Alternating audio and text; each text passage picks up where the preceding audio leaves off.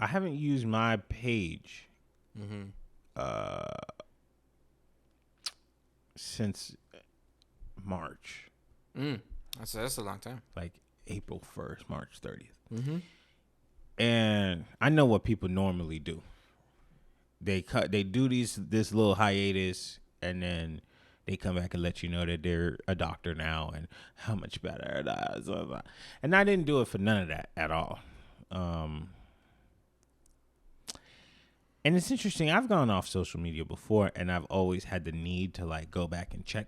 Like, oh man, I wonder. But the first time I did it, and this time was similar because I don't know what's on there, and I don't need to look. But I kind of feel like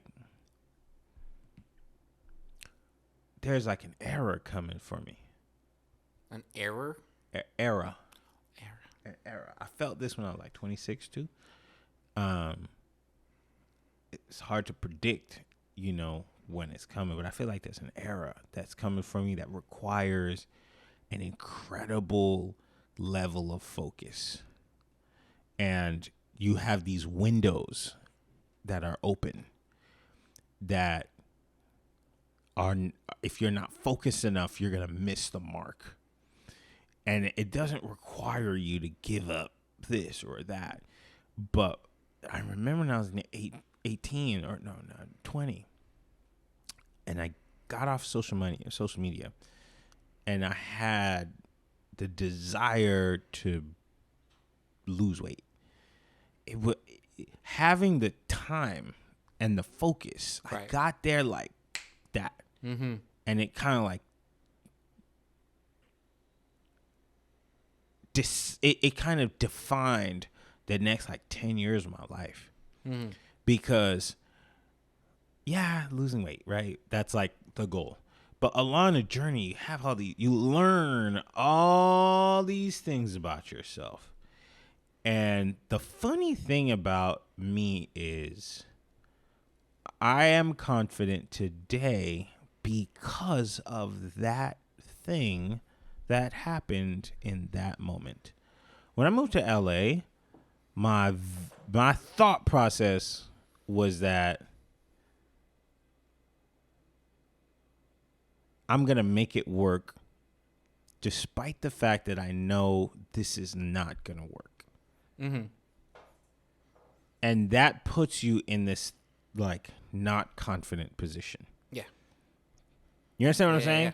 Like you're immediately telling yourself this is not going to work, but I guess I'll find a way. Instead of being like, dude, I have this. It may not work the way I have it in my mind, but it's going to work.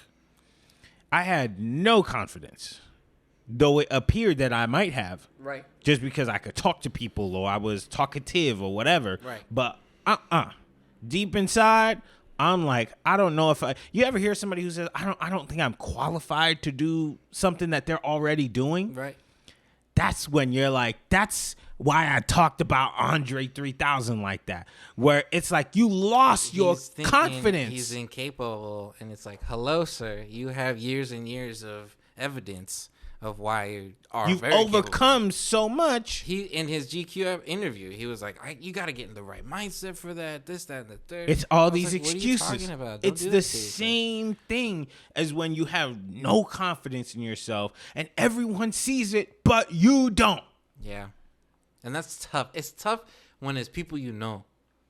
Yeah. And you're like, bro, like, all you gotta do is do it. Just do it. Just do it. So that moment taught me like, yo, wait a minute. If I actually believe in this, I could do it. Mm-hmm. That was the first time I learned about a transferable skill.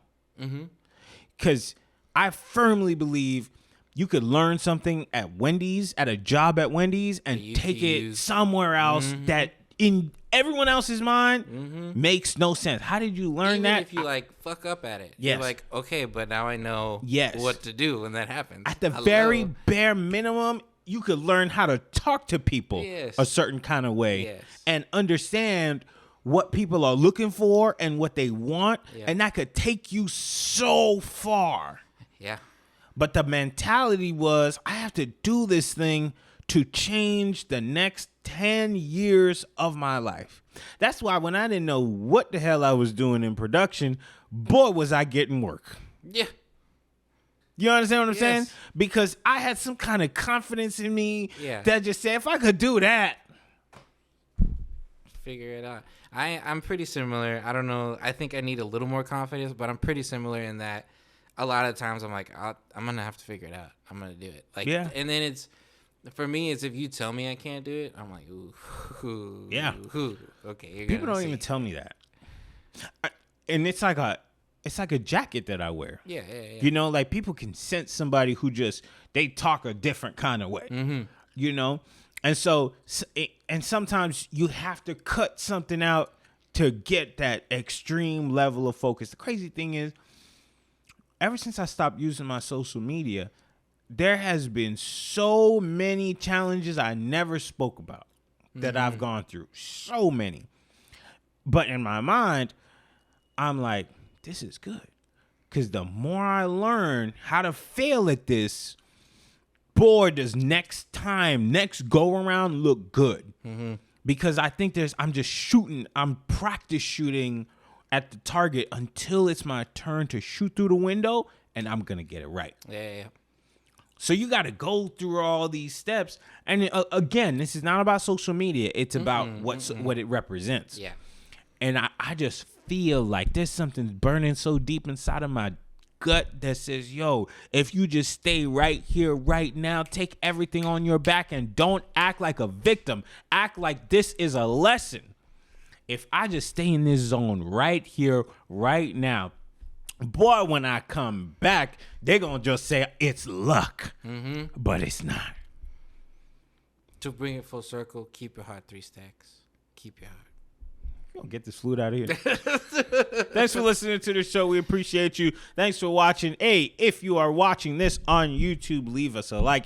Drop us a comment. Yep, good catch. Yep. And a compliment. Yeah. If you'd like. If you're listening to this, leave us a review.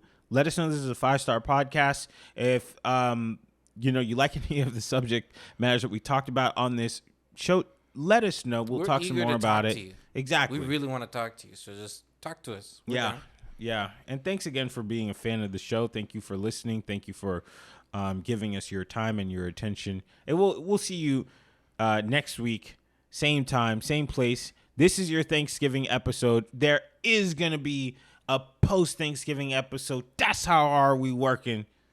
I'll see y'all next week.